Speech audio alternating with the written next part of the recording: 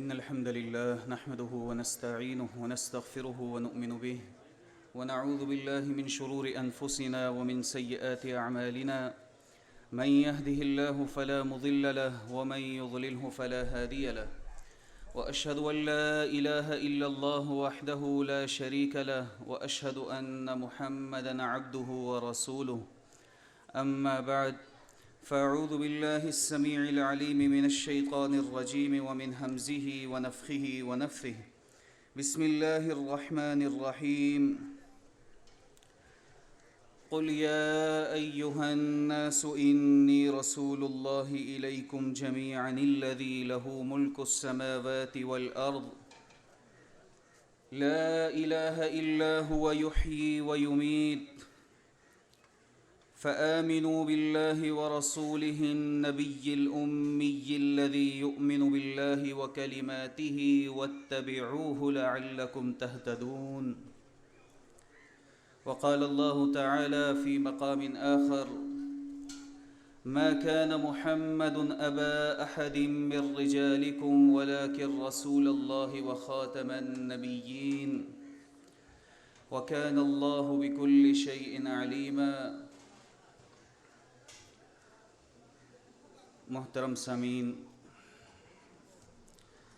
قرآن مجید سورۃ الاعراف اور سورۃ الاحزاب اس کی ایک ایک آیات تلاوت کی گئی.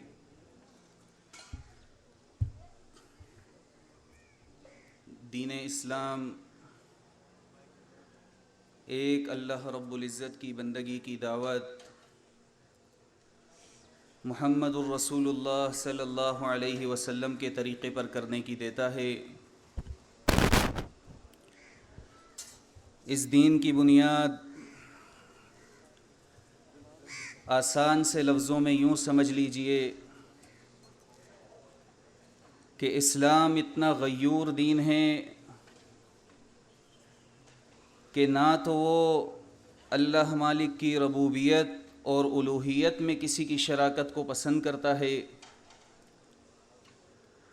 اور نہ محمد الرسول اللہ صلی اللہ علیہ وسلم کی رسالت میں شک و شبہ کرنے والے کو مسلمان تسلیم کرتا ہے. اسلام کی بنیاد 5 باتوں پر ہے. فرمایا رسول اللہ صلی اللہ علیہ وسلم نے بنی الاسلام شہادت ان لا الہ الا اللہ وان محمد رسول اللہ. اسلام کی بنیاد اس بات پر ہے کہ تم یہ گواہی دو اللہ کے سوا کوئی معبود نہیں ہے اور محمد صلی اللہ علیہ وسلم یہ اللہ کے رسول ہیں.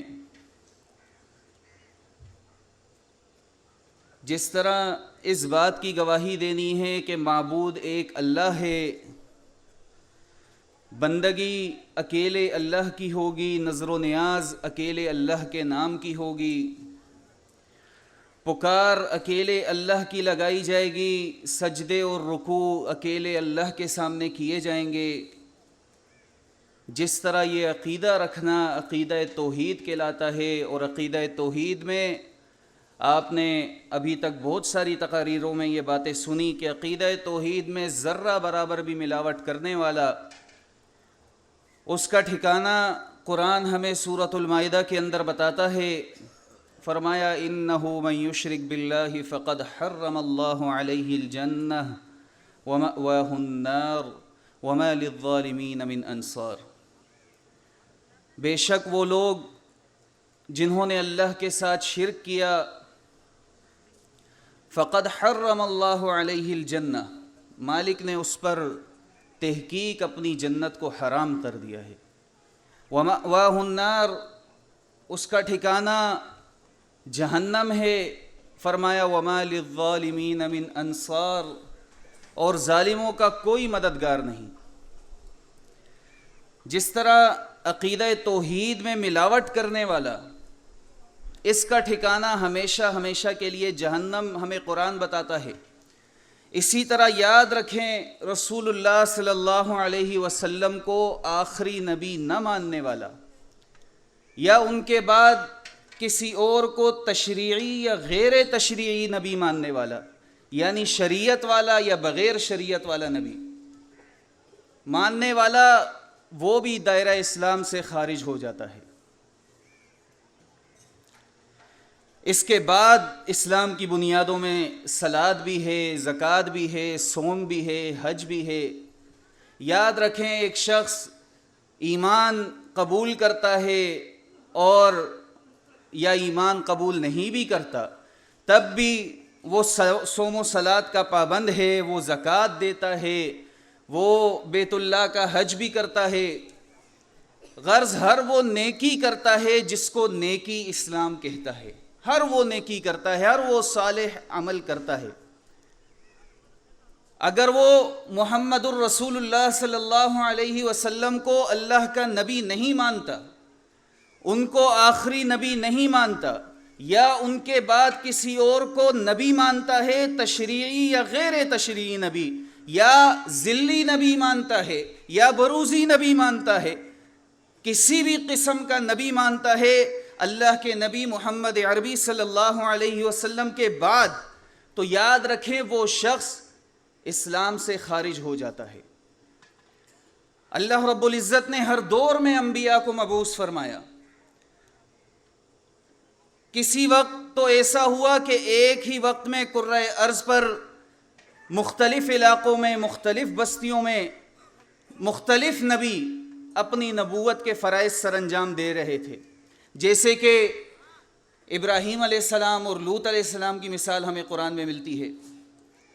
اور کبھی ایسا ہوا ہے کہ ایک ہی بستی میں اللہ تعالیٰ نے ایک سے زائد انبیاء کو بھیجا، جیسا کہ سورہ یاسین کے اندر ہمیں ملتا ہے کہ ایک ہی بستی میں 3 انبیاء کو بھیجا گیا۔ لیکن محمد عربی صلی اللہ علیہ وسلم کا یہ خاصہ تھا، یہ ان کی فضیلت تھی کہ جس وقت محمد صلی اللہ علیہ وسلم کو نبوت عطا کی گئی، جس وقت ان کو نبوت دی گئی، ان کی نبوت ملنے کے وقت کرۂ ارض پر ان کے سوا کوئی دوسرا نبی موجود نہیں تھا۔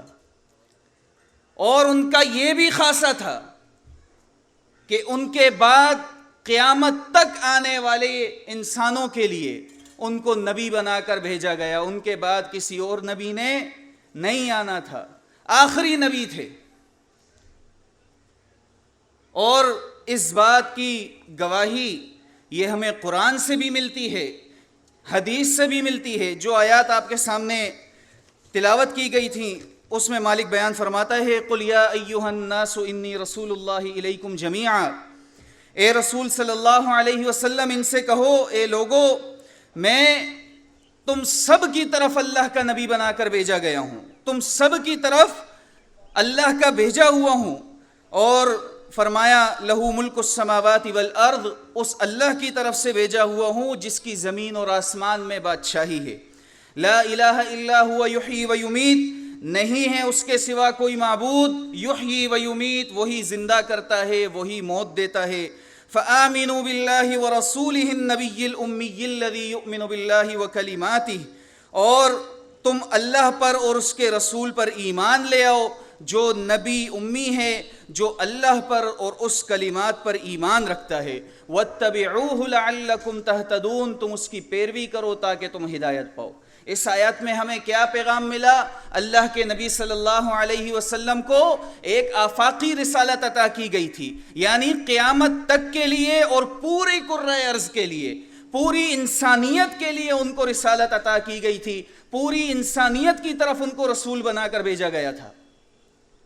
اور اسی طرح جو آیات اس کے بعد تلاوت کی سورۃ الاحزاب کی، اس میں مالک بیان فرماتا ہے، ما کان محمد ابا احد من رجالکم ولکن رسول اللہ وخاتم النبیین، محمد صلی اللہ علیہ وسلم تم مردوں میں سے کسی کے باپ نہیں ہیں، ولکن رسول اللہ، لیکن وہ اللہ کے رسول ہیں، وخاتم النبیین، اور آخری نبی ہیں، آخری نبی ہیں، ان کے بعد کسی دوسرے نبی نے نہیں آنا۔ وَكَانَ اللَّهُ بِكُلِّ شَيْءٍ عَلِيمًا، اور ساتھ میں یہ بات بھی واضح کر دی، اللہ تعالی ہر چیز کا علم رکھتا ہے، یعنی یہ جو تمہیں بتا رہا ہے کہ آخری نبی ہیں، اس کے بعد کسی اور نبی نے نہیں آنا، جو رب تمہیں بتا رہا ہے وہ رب ہر بات کا، ہر چیز کا علم رکھتا ہے۔ اسی طرح بہت ساری احادیث میں بھی ہمیں اس بات کی وضاحت ملتی ہے کہ اللہ کے نبی صلی اللہ علیہ وسلم یہ آخری نبی ہیں۔ صحیح بخاری اور صحیح مسلم کی متفقن علیہ روایت ہے، ابو ہریرہ رضی اللہ تعالیٰ عنہ اس کے راوی ہیں، فرماتے ہیں کہ رسول اللہ صلی اللہ علیہ وسلم نے فرمایا ان مثلی و مثل الانبیاء من قبلی، میری مثال اور مجھ سے پہلے گزرے ہوئے انبیاء کی مثال کچھ اس طرح ہے کمثل رجل بنا بیتا فاحسنہ، کہ ایک شخص نے ایک گھر بنایا بہت ہی خوبصورت، فاحسنہ واجملہ، حسین و جمیل گھر بنایا، الا موضع لبنۃ من زاویہ، لیکن اس نے ایک کونے میں ایک اینٹ کی جگہ چھوڑ دی۔ فرمایا فجعل الناس یطوفون بہ، لوگ اس عمارت کو دیکھتے ہیں، اس کے ارد گرد گھومتے ہیں، وَيَعْجَبُونَ لَهُ، اور اس کے اوپر تعجب کرتے ہیں، حیرت کا اظہار کرتے ہیں، وَيَقُولُونَ، اور کہتے ہیں هَلَّا وَضَعْتُ هَذِهِ اللَّبِنَةَ، کہ یہ اتنی عمدہ عمارت، اتنی حسین و جمیل عمارت، یہ ایک اینٹ کی جگہ کیوں چھوڑ دی گئی؟ جس طرح آپ یہ مسجد کی دیوار آپ نے دیکھی کتنی خوبصورت بنائی ہوئی ہے، اس میں اگر آپ دیکھیں ایک اینٹ کی جگہ جس کے دائیں بائیں کونے میں پلستر بھی نہ ہوا ہو وہ چھوڑ دی گئی ہو، کتنی بری لگتی ہے۔ یا ٹائلیں تسلسل سے لگی ہوئی ہوں، ایک ٹائل بیچ میں سے اکھاڑ لی جائے، بری لگتی ہے۔ تو فرمایا میری مثال اور مجھ سے پہلے انبیاء کی مثال اس عمارت جیسی ہے جس عمارت کو حسین و جمیل بنایا گیا لیکن ایک اینٹ کی جگہ چھوڑ دی گئی۔ تو لوگ اب تعجب کا اظہار کرتے ہیں، اتنی خوبصورت حسین و جمیل عمارت ہے، ایک اینٹ کی جگہ کیوں چھوڑی گئی؟ فرمایا فَأَنَا اللَّبِنَةُ، میں وہ اینٹ ہوں، وَأَنَا خَاتَمَ النَّبِيِّينَ، اور میں آخری نبی ہوں، میں آخری نبی ہوں۔ مثال دے کر سمجھایا اللہ کے نبی صلی اللہ علیہ وسلم نے، فرمایا وہ جو آخری اینٹ تھی جس پر لوگ تعجب کر رہے تھے وہ میں ہوں، اور میں آخری نبی ہوں۔ اسی طرح ایک اور حدیث میں آتا ہے، یہ حدیث ہے صحیح مسلم کی، ابو ہریرہ رضی اللہ تعالیٰ عنہ سے روایت ہے، وہ کہتے ہیں رسول اللہ صلی اللہ علیہ وسلم نے فرمایا فضلت علی الانبیاء بست، مجھے 6 باتوں میں انبیاء پر فضیلت دی گئی ہے، مجھے 6 باتوں پر انبیاء میں فضیلت دی گئی ہے۔ اعطیت جوامع الکلم، مجھے جامع کلمات عطا کیے گئے ہیں۔ ونصرت بالرعب، رعب اور دبدبے کے ساتھ میری مدد کی گئی ہے۔ واحلت لی المغانم، مال غنیمت میرے لیے بشمول میری امت کے حلال کر دیا گیا ہے۔ اسی طرح فرمایا وجعلت لی الارض طہورا ومسجدا، اور میرے لیے ساری زمین کو مسجد اور پاکیزگی حاصل کرنے کا ذریعہ بنایا گیا ہے۔ اور اسی طرح فرمایا وَأُرْسِلْتُ إِلَى الْخَلْقِ كَافَّةً، اور مجھے پوری دنیا کے لیے رسول بنا کر بھیجا گیا ہے۔ اور ساتھ میں فرمایا وَخَتَمَ بِيَ النَّبِيُّونَ، اور نبوت کا سلسلہ مجھ پر ختم کر دیا گیا ہے، یہ نبوت یہ مجھ پر ختم کر دی گئی ہے۔ اور اسی طرح ایک اور حدیث میں آتا ہے، صحیح بخاری اور صحیح مسلم کی متفقن علیہ روایت ہے، اس کے بھی راوی ابو ہریرہ رضی اللہ تعالیٰ عنہ ہیں، وہ کہتے ہیں رسول اللہ صلی اللہ علیہ وسلم نے فرمایا کانت بنو اسرائیل، بنی اسرائیل میں تسوسہم الانبیاء، انبیاء سیاست کرتے تھے، ہلک نبی، نبی جب فوت ہو جاتا، خلفہ نبی، تو دوسرا نبی اس کا خلیفہ ہوتا۔ فرمایا وَأَنَّهُ لَا نَبِيَّ بَعْدِي وَسَيَكُونُ خُلَفَاءَ فَيَكْثَرُونَ، میں آخری نبی ہوں، میرے بعد کوئی نبی نہیں، میرے بعد خلفاء ہوں گے، کثرت سے ہوں گے، خلفاء ہوں گے، کثرت سے ہوں گے، لیکن نبوت یہ مجھ پر ختم کر دی گئی، مجھ پر اختتام پذیر ہو گئی، میرے بعد کسی اور نبی نے اب نہیں آنا۔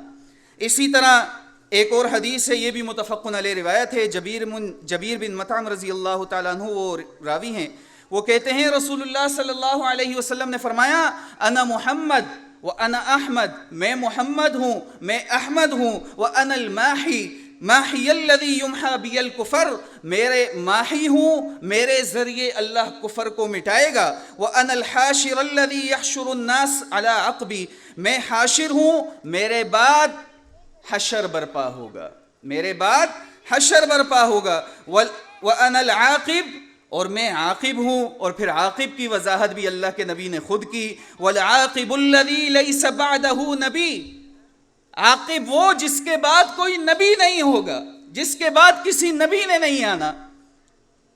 وضاحت سورۃ البقرہ کی آیات سے بھی ہوتی ہے اس حدیث کی. سورۃ البقرہ کی آیات میں اللہ تعالیٰ کیا فرماتا ہے؟ والذین یؤمنون بما انزل الیک وما انزل من قبلک، ایمان والے تو وہ ہیں جو ایمان رکھتے ہیں جو اللہ نے آپ کی طرف نازل کیا. یعنی کس کی طرف؟ رسول اللہ صلی اللہ علیہ وسلم، محمد صلی اللہ علیہ وسلم کی طرف جو نازل کیا. وما انزل من قبلک، اور جو آپ سے پہلے نازل کیا گیا. فرمایا وبالآخرۃ ہم یوقنون، اور آخرت پر یقین رکھتے ہیں. ذکر کس کا ہے؟ جو پہلے نازل کیا گیا، جو بعد میں نازل کیا گیا. پہلے اور بعد کا ذکر تو موجود ہے، معذرت کے ساتھ، جو پہلے نازل کیا گیا، جو آپ پر نازل کیا گیا، ان دو کا ذکر تو موجود ہے. یعنی جو آپ سے پہلے نازل ہوا انبیاء پر، اس کا ذکر ہے، جو آپ پر نازل ہوا اس کا ذکر ہے، اور آپ کے بعد آخرت ہے. وبالآخرۃ ہم یوقنون، قیامت ہے، آخرت ہے جس کے اوپر ایمان رکھنا ہے. اسی طرح ایک اور حدیث میں آتا ہے، یہ ابو داؤد اور ترمذی کی حدیث ہے. ثوبان رضی اللہ تعالیٰ عنہ کہتے ہیں کہ رسول اللہ صلی اللہ علیہ وسلم نے فرمایا انہ سیکون فی امتی کذابون 30 کلہم یزعم انہ نبی، میری امت میں 30 بڑے جھوٹے پیدا ہوں گے. کتنے؟ 30 بڑے جھوٹے پیدا ہوں گے، جن میں سے ہر ایک کا یہ دعویٰ ہوگا، کلہم یزعم انہ نبی، ہر ایک کا یہ دعویٰ ہوگا کہ وہ نبی ہے. فرمایا میرے امتیوں کان کھول کر سن لینا، وَأَنَا خَاتَمُ النَّبِيِّينَ لَا نَبِيَّ بَعْدِي، میں آخری نبی ہوں، میرے بعد کوئی نبی نہیں ہے. بتا دیا امت کو، واضح کر دیا امت کے سامنے. اسی طرح ایک اور حدیث میں فرمایا، یہ مسند احمد کی روایت ہے کہ ان الرسالۃ والنبوۃ قد انقطعت فلا رسول بعدی ولا نبی، اس میں کوئی شک نہیں کہ رسالت اور نبوت منقطع ہو چکی ہے. اور ساتھ میں فرمایا فلا رسول بعدی ولا نبی، میرے بعد اب نہ کوئی رسول ہے، میرے بعد نہ کوئی اب نبی ہے. اور آپ دیکھیں صحابہ کرام رضوان اللہ علیہم اجمعین، وہ روتے تھے اللہ کے نبی کی وفات کے بعد. روتے تھے کس بات پر؟ ایک حدیث ہمیں ملتی ہے صحیح مسلم کتاب الفضائل کے اندر، جس میں ام ایمن رضی اللہ تعالیٰ عنہ کے فضائل کا باب ہے. اس میں ہمیں ملتا ہے کہ انس رضی اللہ تعالیٰ عنہ کہتے ہیں کہ ابو بکر صدیق رضی اللہ تعالیٰ عنہ نے رسول اللہ صلی اللہ علیہ وسلم کی وفات کے بعد عمر ابن خطاب رضی اللہ تعالیٰ عنہ سے فرمایا کہ ہمارے ساتھ ام ایمن کی گھر کی طرف چلو، ہمارے ساتھ ام ایمن کے گھر کی طرف چلو. اللہ کے نبی اکثر اس کی زیارت کے لیے جایا کرتے تھے، تو چلو ہم بھی اس کی زیارت کے لیے جاتے ہیں. آپ نے پہلے کی تقاریر میں سنا، غالباً جو صبح فجر کے بعد والی تقریر تھی اس میں آپ نے سنا کہ ابن عمر رضی اللہ عنہما راستے میں جا رہے ہوتے تھے، جہاں جہاں اللہ کے نبی نے ان کے ساتھ اتر کر قضائے حاجت کی ہوتی وہ وہاں اتر جاتے. کیوں؟ محبت لگاؤ. تو ام ایمن کے گھر وہ صرف اس لیے جانا چاہتے تھے کہ اللہ کے نبی اکثر ان کی زیارت کے لیے جایا کرتے تھے. تو انہوں نے عمر ابن خطاب رضی اللہ تعالیٰ عنہ کو ساتھ لیا اور وہاں چلے گئے. جب وہاں گئے ان کے پاس تو ام ایمن رونے لگی. دونوں نے ان سے پوچھا آپ کیوں روتی ہیں، آپ کے رونے کی وجہ کیا ہے؟ انہوں نے کہا کیا آپ اس بات پر، یعنی صحابہ نے کہا، ابو بکر صدیق نے کہا کہ کیا آپ اس بات پر یقین نہیں رکھتی کہ جو اللہ کے پاس ہے وہ اللہ کے رسول کے لیے اس دنیا سے بہتر ہے؟ کیا آپ اس بات پر یقین نہیں رکھتی؟ تو ام ایمن نے کہا میں اس لیے نہیں روتی کہ میں یہ نہیں مانتی کہ جو اللہ کے پاس ہے وہ اللہ کے نبی کے لیے بہتر ہے. میں اس لیے نہیں روتی، میرے رونے کی وجہ یہ ہے کہ میں اس لیے روتی ہوں کہ اللہ کے نبی کی موجودگی میں جو آسمان سے وحی آتی تھی اس وحی کا سلسلہ اب منقطع ہو گیا، اس کے بعد اب وحی نہیں آئے گی، میں اس لیے روتی ہوں. یہ سن کر صحابہ بھی رونے لگے، ابو بکر صدیق بھی رونے لگے، عمر ابن خطاب بھی رونے لگے، تینوں رونے لگے. وجہ کیا؟ وحی کا سلسلہ منقطع ہو گیا، وحی کا نزول اب ختم ہو گیا، اس لیے یہ رونے لگے.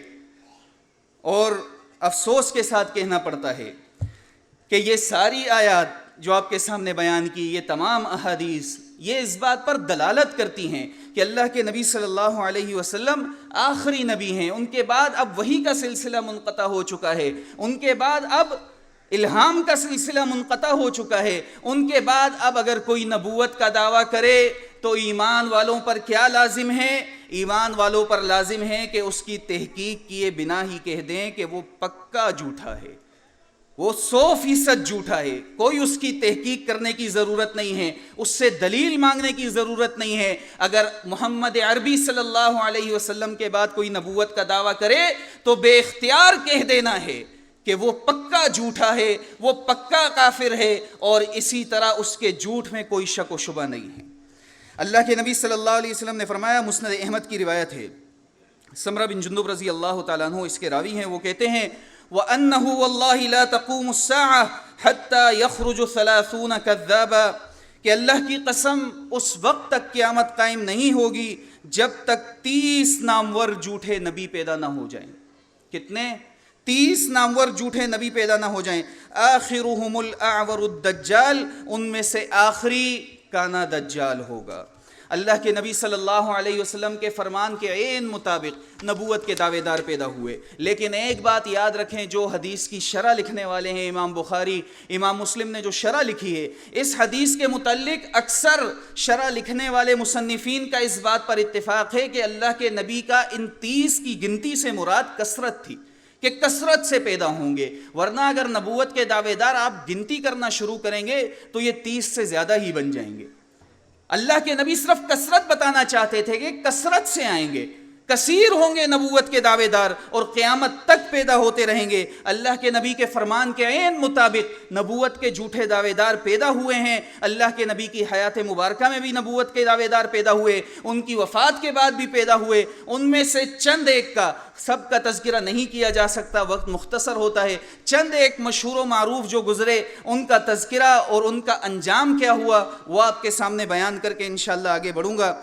نبوت کے دعوے داروں میں ہمیں ملتا ہے کہ اسود عنسی نے 11 ہجری میں نبوت کا دعویٰ کیا، فیروز دیلمی نے محل میں گھس کر اس کو ہلاک کیا. اسی طرح 12 ہجری میں مسیلمہ کذاب نے نبوت کا دعویٰ کیا، اور جس وقت مسیلمہ کذاب نے نبوت کا دعویٰ کیا انہی ایام کے اندر ایک بی بی نے بھی نبوت کا دعویٰ کر دیا، ایک خاتون نے بھی نبوت کا دعویٰ کر دیا. اس نے مسیلمہ کذاب کو خط لکھا اور ایک دوسرے کی نبوت کے اوپر دلائل طلب کیے.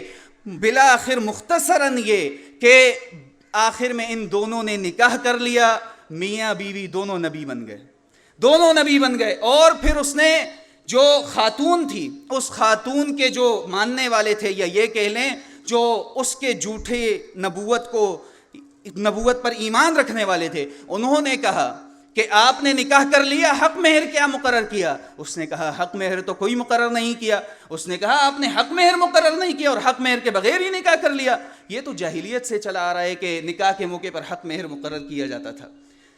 تو اس نے اس کا اصرار کیا مسیلمہ کذاب سے کہ آپ حق مہر دیں، حق مہر مقرر کریں. تو مسیلمہ کذاب نے کہا کہ میں نے حق مہر میں تیری امت کی 2 نمازیں عشاء اور فجر معاف کر دی ہیں حق مہر کے طور پر.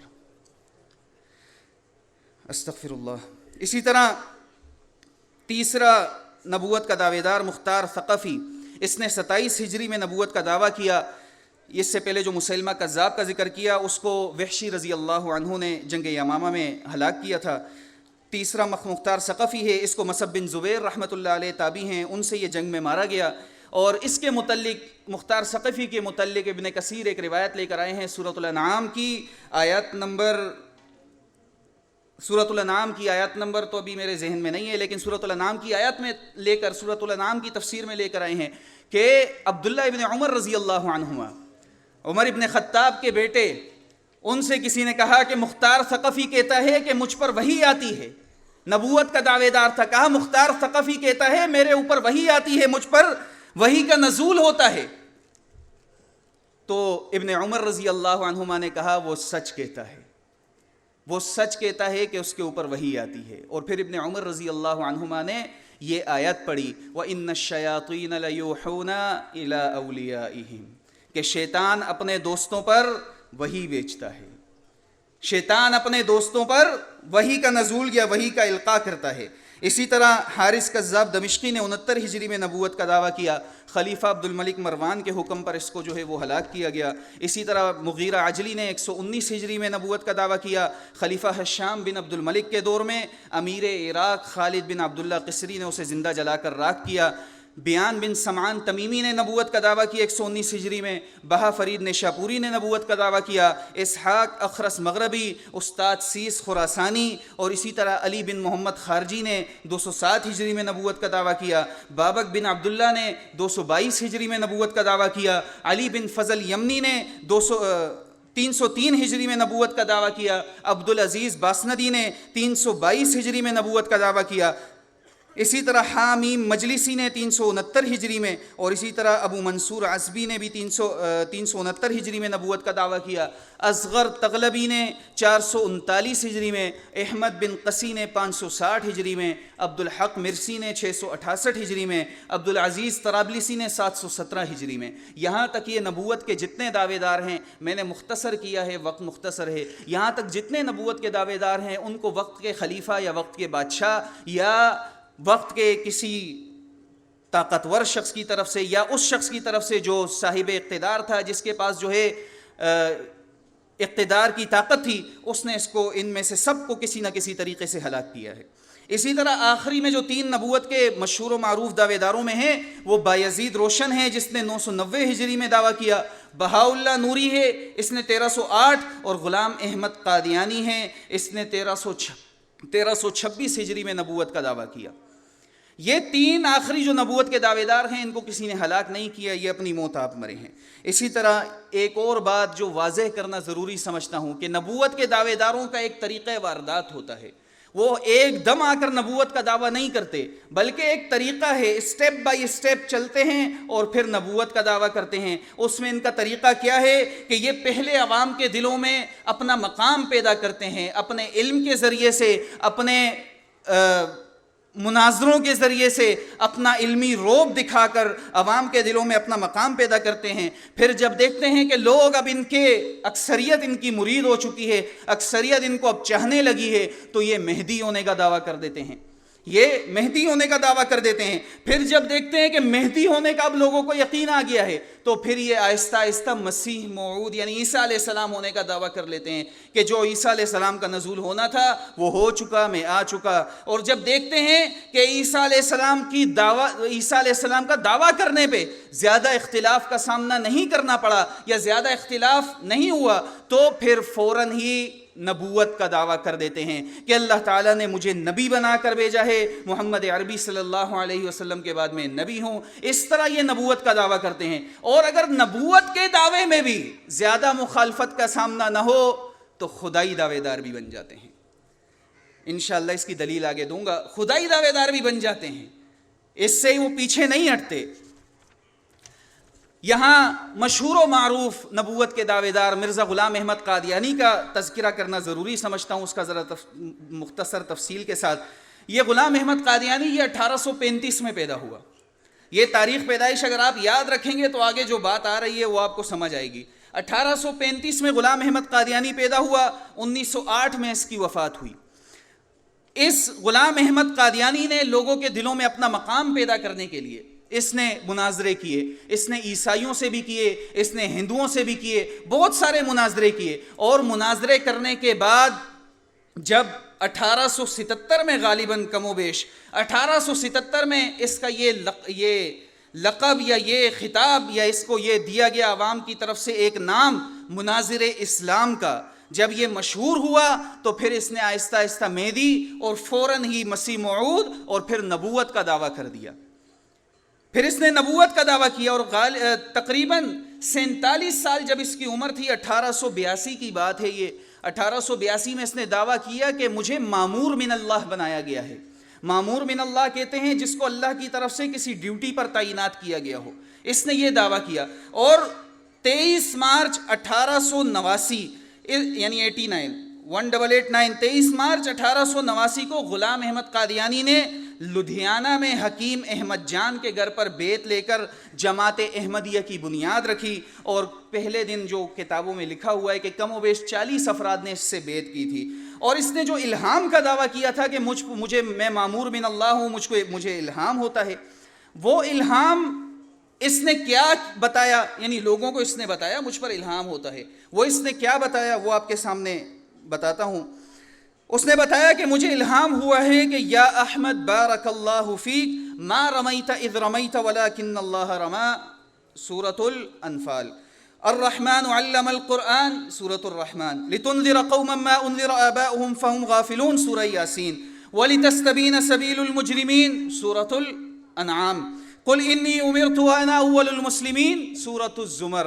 قل جاء الحق وزهق الباطل ان الباطل كان زهوقا، سورہ بنی اسرائیل۔ کل برکت من محمد صلی اللہ علیہ وسلم فتبارک من علم وتعلم، قل ان افتریتہ فعلی اجرامی، سورہ ہود۔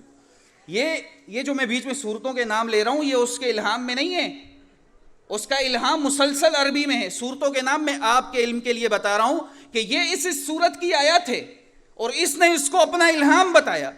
یعنی اگر اس کے الہام کا ہم تجزیہ کریں، عربی متن پر غور کریں، تو صاف نظر آ رہا ہے کہ مرزا نے جاگتی آنکھوں سے قرآن کی مختلف آیاتوں کو جوڑ کر اس کے شروع میں 2-3 عربی کے الفاظ اپنی طرف سے لگا کر، آخر میں 2-3 الفاظ عربی کے اپنی طرف سے لگا کر اپنا الہام تیار کیا، اور وہ تیار کر کے لوگوں کے سامنے پیش کیا کہ جی دیکھیں مجھے جو ہے وہ یہ الہام ہوا ہے۔ حالانکہ اس میں شروع اور آخر کے 1-2 جملوں کے علاوہ باقی سارا کا سارا الہام جو اس نے بتایا، وہ سارا کا سارا اس قرآن کی آیاتیں ہیں جو خاتم النبیین محمد عربی صلی اللہ علیہ وسلم پر نازل ہوا۔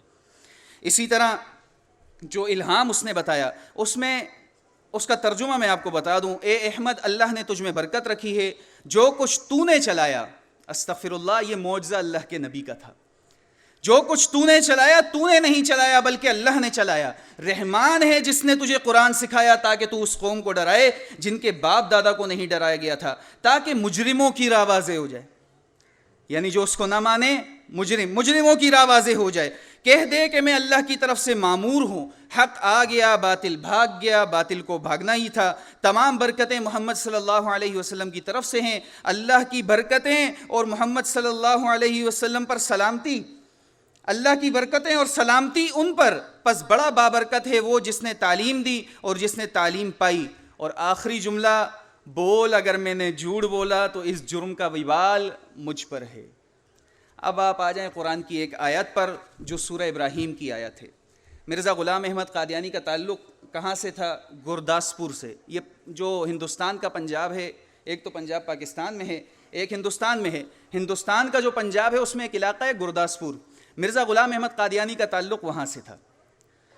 تو مادری زبان کیا ہوگی؟ کیا ہوگی مادری زبان؟ پنجابی۔ پنجابی اس کی مادری زبان۔ تو اللہ تعالیٰ قرآن میں بیان فرماتا ہے وَمَا أَرْسَلْنَا مِن رَّسُولٍ إِلَّا بِلِسَانِ قَوْمِهِ، ہم نے کوئی رسول نہیں بھیجا مگر اس کو اسی کی قوم کی زبان میں بھیجا۔ تو اگر مرزا غلام احمد قادیانی کو الہام ہونا ہی تھا تو پنجابی میں ہوتا۔ پنجابیوں کے سامنے عربی الہام، یہ تو قرآن کا بھی انکار ہے۔ حالانکہ یہ یاد رکھیں، غلام احمد قادیانی قرآن مانتا تھا، محمد صلی اللہ علیہ وسلم کو نبی مانتا تھا، ان کو شریعت والا نبی مانتا تھا، اور اپنے آپ کو غیر تشریعی نبی مانتا تھا کہ میرے پاس شریعت نہیں ہے لیکن میں ہوں نبی۔ اسی طرح یاد رکھیں، انبیاء علیہم السلام کا سلسلہ ختم ہونے کے بعد وحی اور الہام کا سلسلہ بھی منقطع ہو گیا ہے۔ یہ میں نے آپ کے سامنے پہلے ایک روایت بیان کی، ایک روایت آپ کے سامنے اور بیان کرتا ہوں۔ صحیح مسلم کتاب الفضائل کی روایت ہے، عائشہ رضی اللہ تعالیٰ عنہا اس کی راویہ ہیں، وہ کہتی ہیں کہ نبی صلی اللہ علیہ وسلم نے فرمایا، تم سے پہلے بنی اسرائیل میں ایسے لوگ گزرے ہیں جو نبی تو نہ تھے مگر ان سے کلام کیا جاتا تھا، جو نبی تو نہ تھے مگر ان سے کلام کیا جاتا تھا۔ میری امت میں اگر کوئی شخص ایسا ہوتا جس سے نبوت کے بغیر کلام کیا جاتا تو وہ خطاب کا بیٹا عمر ہوتا۔ عمر ہوتا جس کے متعلق اللہ کے نبی صلی اللہ علیہ وسلم نے فرمایا تھا میرے بعد اگر کوئی نبی ہوتا تو عمر ہوتا۔ لیکن وَأَنَا خَاتَمُ النَّبِيِّينَ لَا نَبِيَّ بَعْدِي، میں آخری نبی ہوں، میرے بعد کوئی نبی نہیں. یہ بھی اللہ کے نبی صلی اللہ علیہ وسلم کا فرمان ہے. عمر ابن خطاب کے بہت سارے فضائل ہیں صحیح احادیث کے اندر، صحیح بخاری کے اندر، صحیح مسلم کے اندر بہت سارے فضائل ہیں، لیکن جملہ فضائل کے باوجود کسی صحیح حدیث سے یہ بات ثابت نہیں ہے کہ عمر ابن خطاب رضی اللہ تعالیٰ عنہ سے کلام کیا گیا ہو فرشتوں کی طرف سے، یا ان پر کوئی الہام ہوا ہو. ایسی کوئی بات موجود نہیں ہے صحیح حدیث کے اندر. یہاں تک تو نبوت کے ان دعوے داروں کا تذکرہ تھا جن کے لعین اور جہنمی ہونے پر آج پوری امت متفق نظر آتی ہے. آج تقریباً تمام کلمہ پڑھنے والے متفق نظر آتے ہیں یہاں تک نبوت کے دعوے داروں پر. لیکن پیشتر مسالک اور گروہ، بالخصوص تصوف والے صوفیاء لوگ، ان کی ایک اکثریت موجود ہے جنہوں نے مرزا غلام احمد قادیانی سے پہلے نبوت کا دعویٰ کیا، جنہوں نے مرزا غلام احمد قادیانی کو بتایا کہ رسول اللہ صلی اللہ علیہ وسلم کے بعد بھی تشریعی نبی آ سکتا ہے یا غیر تشریعی نبی آ سکتا ہے. جس نے مرزا غلام احمد قادیانی کو بتایا کہ نبوت ابھی بند نہیں ہوئی ہے، جس نے مرزا غلام احمد قادیانی کو بتایا اپنی کتابوں کے ذریعے، اپنی تحریروں کے ذریعے کہ محنت کرو عمل صالح میں تمہیں امت کے اندر نبوت مل جائے گی، جس نے بتایا مرزا غلام احمد قادیانی کو، افسوس صد افسوس کہ ان پر کوئی کفر کا فتویٰ نہیں لگاتا، ان کے متعلق کوئی نہیں کہتا کہ یہ بھی کافر ہیں، ان کے متعلق کوئی نہیں کہتا کہ یہ بھی نبوت کے دعوے دار ہیں، ان کے متعلق کوئی نہیں کہتا کہ یہ بھی جہنمی اور لعین ہیں، ان کے متعلق کوئی نہیں کہتا کہ یہ بھی مردود اور کذاب ہیں. یہ سب کہنے کو تو چھوڑیں، ان کو تو رحمہ اللہ اور نجان علیہ السلام اور اس طرح کے القابات سے نوازا جاتا ہے. اس کی چند مثالیں دیکھیں. آج مجلس تحفظ ختم نبوت بنائی گئی ہے، آج اس دور کے اندر موجود ہے مجلس تحفظ ختم نبوت. ختم نبوت کا تحفظ کرنے والوں کی مجلس کیا کرتے ہیں؟ ان کی آپ ویب سائٹ اٹھا کر دیکھیں، ان کی آپ تحریریں اٹھا کر دیکھیں، کیا کرتے ہیں؟ بس قادیانی، یہ جو غلام احمد قادیانی ہے، اس کے اوپر برستے رہتے ہیں، اس کے خلاف تحریریں لکھتے رہتے ہیں. ہم ان سب تحریروں سے جو غلام احمد قادیانی کی نبوت کے خلاف، نبوت کے دعوے کے خلاف لکھی جاتی ہے، ہم ان سب سے اتفاق کرتے ہیں. ہم کہتے ہیں صحیح ہے آئین میں جو انہوں نے منظور کیا، ہم کہتے ہیں صحیح ہے، قرآن کہتا ہے صحیح ہے، حدیث کہتی ہے صحیح ہے کہ اللہ کے نبی کے بعد جس نے بھی نبوت کا دعویٰ کیا وہ مسلمان کہلائے جانے کا حقدار نہیں ہے. ہم سب سے اتفاق کرتے ہیں، لیکن یاد رکھیں ہم منافقت نہیں کرتے.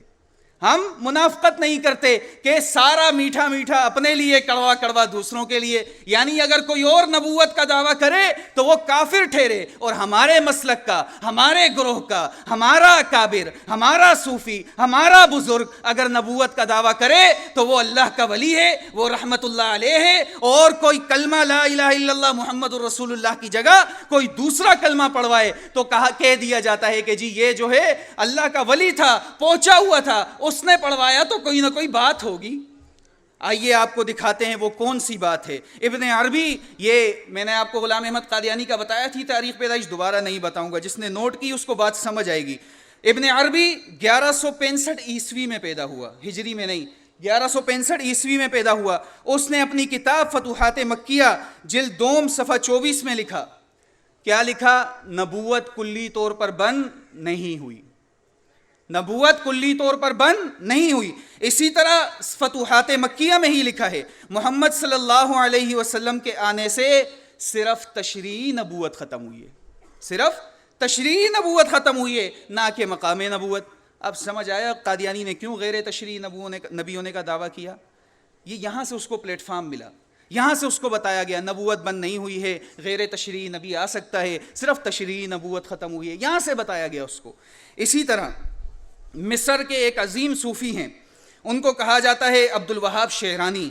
یہ پیدا ہوئے ہیں 1493 عیسوی میں، 1493 عیسوی میں. غلام احمد 1835 میں، دوبارہ بتا دیتا ہوں، 1835 میں، 1493 عیسوی میں پیدا ہوئے. انہوں نے دیکھیں الیواقیت والجواہر نامی کتاب ہے، اس میں لکھا ہے کہ یاد رکھو مطلقاً نبوت نہیں اٹھی، صرف شریعت والی نبوت اٹھ گئی ہے. یہ جو کتاب بتائی الیواقیت والجواہر، اس کے جلد دوم ہے، صفحہ نمبر 27 ہے، اس میں اس نے یہ بات لکھی. اور یہ باتیں لکھنے کے بعد جو مشہور صوفی ہیں عبد القادر جیلانی، یہ 1078 عیسوی میں پیدا ہوئے، 1078 عیسوی میں پیدا ہوئے. اسی کتاب میں عبد القادر جیلانی کے حوالے سے لکھا ہے کہ انبیاء کو تو نبی کا نام دیا گیا ہے اور ہم امتی لقب نبوت پاتے ہیں، ہم سے نبی کا نام تو روکا گیا ہے، باوجود اس کے کہ اللہ تعالی ہمیں خلوت میں یعنی اکیلے میں اپنے اور اپنے رسول کے کلام کے معنی کی خبر دیتا رہتا ہے. اور یہ مقام رکھنے والا انسان جس کو خلوت میں خبریں ملتی ہیں، یہ مقام رکھنے والا انسان انبیاء اور اولیاء میں سے ہوتا ہے. اسی کتاب الیواقیت والجواہر صفحہ 43-44 اس میں یہ بات لکھی ہے. اور اسی طرح مثنوی کتاب، مثنوی کا دفتر چہارم صفحہ 718، اس میں لکھا ہے نیکی کی راہ میں جد و جہد کر، تجھے امت کے اندر نبوت مل جائے گی. یہ آپ کو میں نے یہ جو تاریخیں بتائی ہیں سب کو بتانے کا مقصد یہ ایسا نہیں ہے کہ یہ اللہ کے نبی سے پہلے کے لوگ ہیں، نہ ایسا ہے کہ یہ غلام احمد قادیانی کے بعد والے ہیں، یہ اللہ کے نبی کے بعد اور غلام احمد قادیانی سے پہلے والے ہیں. انہوں نے پلیٹ فارم مہیا کیا، انہوں نے اپنی تحریروں سے بتایا. ان کی کتابیں آج چیخ چیخ کر کہہ رہی ہیں کہ ہمیں ولی اللہ نہ کہو، ہمیں رحمت اللہ علیہ نہ کہو. ان کی کتابیں آج چیخ چیخ کر یہ بات کہہ رہی ہیں، چلا چلا کر یہ باتیں کہہ رہی ہیں کہ جس طرح تم نے مرزا غلام احمد قادیانی پہ فتویٰ لگایا اسی طرح ہم پر بھی فتویٰ لگاؤ. مرزا غلام احمد قادیانی نے کچھ اسی طرح کا دعویٰ تو کیا تھا. اس کی ایک کتاب ہے ایک غلطی کا ازالہ صفحہ 8، اور ایک اور کتاب ہے مرزا غلام احمد کی روحانی خزائن، اس میں بھی یہ بات لکھی ہے. یعنی جب کہ میں بروزی طور پر، ایک بروزی کہتے ہیں، ذل و بروز کہتے ہیں، ذلی و بروزی کہتے ہیں جس پہ عکس ہو، جس پہ سایہ ہو، جس پہ چھائی ہو. جس طرح ہم کہتے ہیں کہ جی اس کا سایہ ہے، اس کا ذل ہے، یہ ذلی ہے اس کا. اس نے کہا جبکہ میں بروزی طور پر حضرت صلی اللہ علیہ وسلم ہوں اور بروزی رنگ میں تمام کمالات محمدی مع نبوت محمدیہ کے میرے آئینہ ذلیت میں منعکس ہیں، تو پھر کون سا الگ انسان ہوا جس نے علیحدہ طور پر نبوت کا دعویٰ کیا؟ یہ اس کا دعویٰ ہے. اس عبارت سے کیا ظاہر ہوتا ہے کہ مرزا غلام احمد قادیانی کا یہ دعویٰ جھوٹا ضرور تھا کہ نبی صلی اللہ علیہ وسلم کے تمام کمالات، تمام ان کی صفات وہ مرزا غلام احمد قادیانی میں آ گئی ہیں، اور مرزا غلام احمد قادیانی کوئی الگ سے نبی نہیں آیا، دراصل وہی نبی ہے. اب آپ دیکھیں یہ اس کا دعویٰ، لیکن اسی سے ملتا جلتا ایک اور دعویٰ بریلوی مسلک کے بانی احمد رضا بریلوی. احمد رضا بریلوی، اس کی تاریخ پیدائش 1856 ہے اس کی تاریخ پیدائش. یہ احمد رضا بریلوی قاسم نانوتوی، احمد رضا بریلوی کون ہے؟ بریلوی مسلک کا بانی. قاسم نانوتوی کون ہے؟ دیوبندی مسلک کا بانی. اور غلام احمد قادیانی یہ قادیانیوں کی جماعت کا بانی. تو یہ ایک ہی تقریباً دور کے ہیں، تقریباً ایک ہی دور کے. ان کے ادوار کے اندر اتنا فرق نہیں ہے. یہ حد مارے تو ان کا 20 سال کا یا 15 سال کا فرق ہے. کوئی 20 سال پہلے پیدا ہو رہا ہے، کوئی 20 سال بعد میں مر رہا ہے. تو احمد رضا بریلوی صاحب جو ہیں یہ غلام احمد قادیانی پر تو کفر کا فتویٰ لگاتے ہیں کہ وہ کافر ہیں، انہوں نے نبوت کا دعویٰ کیا، اس کے لیے کسی طور پر بھی وہ نبی ماننے کو یا بروزی نبی ماننے کو راضی نہیں ہیں. لیکن احمد رضا بریلوی صاحب جو ہیں عبد القادر جیلانی کے لیے بالکل اسی طرح کا عقیدہ رکھتے ہیں. ان کی کتاب ہے فتاوی افریقہ جس کے اندر مسائل کا تذکرہ ہے. مسئلہ نمبر 80 ہے اس میں، اور صفحہ نمبر جو ڈاؤن لوڈڈ کتاب ہے اس میں صفحہ نمبر 97 پڑھ رہا ہے. 97 صفحہ ہے مسئلہ نمبر 80. مسئلہ نمبر 80 اگر آپ کو کتاب ملے، مسئلہ نمبر 80 آپ دیکھیں گے اس میں یہ بات لکھی ہے. اس نے لکھا کہ حضور پرنور سیدنا غوث اعظم، حضور پرنور کس کو کہا گیا؟ عبد القادر جیلانی کو. سیدنا غوث اعظم، حضور اقدس و انوار سید عالم صلی اللہ علیہ وسلم یعنی محمد صلی اللہ علیہ وسلم کے وارث کامل، نائب تام و آئینہ ذات ہیں. حضور پرنور مع اپنی جمیع صفات جمال و جلال و کمال و افضال کے عبد القادر جیلانی کے اندر متجلی اور منعکس ہیں. تعظیم غوثیت یعنی عبد القادر جیلانی کی تعظیم عین تعظیم سرکار رسالت ہے. یہ فتاوی افریقہ کے اندر آپ کو یہ بات مل جائے گی کہ ایک طرف غلام احمد قادیانی ہیں، ایک طرف اعلیٰ حضرت ہیں، اور ایک طرف عبد القادر جیلانی ہے۔ اعلیٰ حضرت غلام احمد قادیانی کو ماننے سے انکاری ہیں، ان پر کفر کا فتویٰ ہے، اور دوسری طرف عبد القادر جیلانی کے متعلق بالکل غلام احمد قادیانی والا عقیدہ ہے۔ اسی طرح ہو سکتا ہے کسی کو اگر آپ یہ سنائیں تو وہ کہے کہ جی وہ غلام احمد قادیانی پر تو اس لیے کفر کا فتویٰ لگ رہا ہے کہ غلام احمد قادیانی نے اپنے لیے نبوت کا دعویٰ کیا تھا، لیکن اعلیٰ حضرت نے تو غوث پاک کو، ان کا غوث پاک جو انہوں نے اپنے لیے بنایا، حالانکہ ان کا بھی غوث پاک اللہ ہی ہے، جو انہوں نے اپنے لیے بنایا ہے انہوں نے تو غوث پاک کو نبوت کے مرتبے پر فائز کیا، خود کو تو نہیں کیا۔ ہو سکتا ہے کوئی کہے، آگے میں بتاؤں گا کہ انشاءاللہ ان کا بھی ایک آدھ اشارہ تھا نبوت کا، بہرحال وہ بات آگے کریں گے۔ تو ہو سکتا ہے کوئی کہے کہ انہوں نے تو غوث پاک کے لیے کیا، اپنے لیے تو نہیں کیا، تو یہ کس طرح جو ہے وہ کفر کا فتویٰ ان پر لگے؟ تو یاد رکھیں، جس طرح عبد القادر جیلانی کو ذلی نبی اور بروزی نبی ماننا، وہ اگر آپ اس پر اگر ان کو ولی اللہ کہیں گے کہ یہ ولی اللہ ہیں، یہ پہنچی ہوئی سرکار ہیں، تو پھر اسی طرح پھر آپ کو غلام احمد قادیانی کو بھی ماننا پڑے گا۔ اس نے بھی تو کچھ یہی دعویٰ کیا تھا۔ یہ تو منافقت ہے کہ ایک پر آپ کفر کا فتویٰ لگائیں اور دوسرے پر آپ ولی اللہ کہہ دیں، دوسرے کو آپ رحمت اللہ علیہ، پہنچی ہوئی سرکار کہہ دیں۔ اسی طرح احمد رضا بریلوی پر اگر ہم فتویٰ لگائیں گے تو تکلیف ہوگی، ہم فتویٰ لگائیں گے تو لوگ کہیں گے کہ جی آپ تو ہمارے بزرگوں کو نہیں چھوڑتے۔ تو ہم ایک کام کرتے ہیں، فتویٰ انہی کے مفتی ہیں، محقق العصر کہا جاتا ہے، یعنی زمانے کے محقق، وقت کے محقق، انہی کی کتاب کا فتویٰ بتاتے ہیں آپ کو، پھر آپ فیصلہ کریں کہ لگتا ہے یا نہیں لگتا۔ بریلویوں کے محقق العصر کہلائے جانے والے مفتی محمد خان قادری نے اپنی کتاب مجلہ انوار رضا تاجدار بریلی نمبر 2003 صفحہ 69، اس پہ لکھا ہے، اسلام کے بنیادی عقائد میں سے ایک عقیدہ یہ بھی ہے کہ حضور صلی اللہ علیہ وسلم آخری نبی ہیں، ان کے بعد کسی قسم کا کوئی ذلی نبی نہیں آ سکتا۔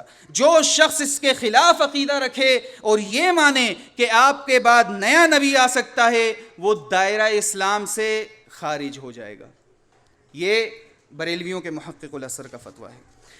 اب آپ آ جائیں دیوبند مسلک پر، پیچھے وہ بھی نہیں ہیں، کم وہ بھی نہیں ہیں۔ یہ میں نے جیسے آپ کو بتایا، قاسم نانوتوی صاحب، احمد رضا بریلوی صاحب، غلام احمد قادیانی صاحب، یہ تقریباً ایک ہی دور کے لوگ ہیں، 15-20 سال کا ان کا فرق ہے، کوئی 15-20 سال پہلے پیدا ہوا، کوئی 15-20 سال بعد میں مرا، تقریباً ہیں ان کے ادوا، یعنی انہوں نے ایک دوسرے کے وقت کے ہیں، اگر دیکھنا چاہتے تو ایک دوسرے کو دیکھ سکتے تھے۔ تو قاسم نانوتوی صاحب بھی تھے، احمد رضا صاحب بھی تھے، بڑے بڑے نام تھے۔ غلام احمد قادیانی تو بعد میں نبوت کا دعویٰ کیا اس نے، ورنہ وہ بھی بڑا دین اسلام کا عالم سمجھا جاتا تھا، اس کے لیے بھی بڑے بڑے رحمت اللہ علیہ کے القابات لگائے جاتے تھے، ایک ہی وقت کے تھے۔ وہ اصل میں تھوڑا ہوشیار تھا، اس نے ان سے 2 قدم آگے پہلے چھلنگ مار لی، اس نے پہلے چھلنگ مار لی غلام احمد قادیانی نے۔ یہ ابھی آہستہ آہستہ چل رہے تھے، وہ بن گیا خرگوش کی چال، یہ بن گئے کھچوے کی چال۔ تو ہوا اس طرح کہ انہوں نے اپنی کتاب، قاسم نانوتوی صاحب نے تحذیر الناس صفحہ 43 پر لکھا کہ اگر بالفرض بعد زمانہ نبوی بھی کوئی نبی آ جائے تو پھر بھی خاتمیت محمدی میں کوئی فرق نہیں آتا۔ اب پہلا اسٹیپ چڑھ گئی ہے، یہ پہلا اسٹیپ ہے قاسم نانوتوی صاحب کا کہ انہوں نے دروازہ کھول دیا کہ نبوت مل سکتی ہے، نبی آ سکتا ہے، دروازہ کھول دیا۔ اب آپ آ جائیں، کتاب ہے سوانح قاسمی، اس کا صفحہ نمبر ہے 301، اس میں لکھا ہے کہ حاجی امداد اللہ صاحب اپنے سارے مریدوں کو ذکر اذکار سکھایا کرتے تھے۔ حاجی امداد اللہ ماجر مکی اپنے سارے مریدوں کو ذکر اذکار سکھایا کرتے تھے، وہ اپنی روزمرہ کی رپورٹ حاجی صاحب کے سامنے پیش کیا کرتے تھے۔ حاجی صاحب نے ایک دن قاسم نانوتوی صاحب سے پوچھا کہ تمہیں بھی تو میں نے ذکر اذکار دیا، تم نے کوئی رپورٹ پیش نہیں کی۔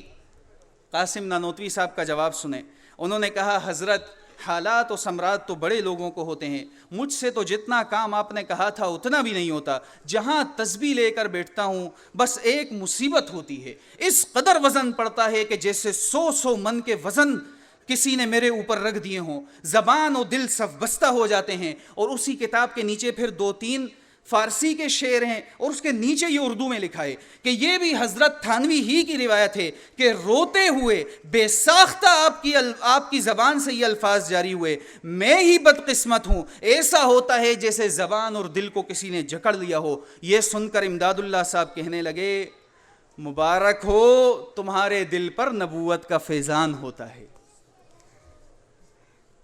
وہ احادیث میرے پاس بیان کرنے کا وقت نہیں ہے، غالباً بھائیوں کی مہربانی ہے کچھ وقت آگے دے دیا ہے، کہ وہ حدیثیں آپ دیکھیں کہ جس میں اللہ کے نبی صلی اللہ علیہ وسلم کی نبوت کی کیفیت کا تذکرہ ہے کہ کیسی کیفیت ہوتی تھی، کہ ایک صحابی کہتے ہیں کہ اللہ کے نبی کا زانو میرے زانو پر تھا، اللہ کے نبی پر وحی کی کیفیت آ گئی، مجھے اتنا بوجھ محسوس ہوا مجھے لگا کہ میری ٹانگ ٹوٹ جائے گی۔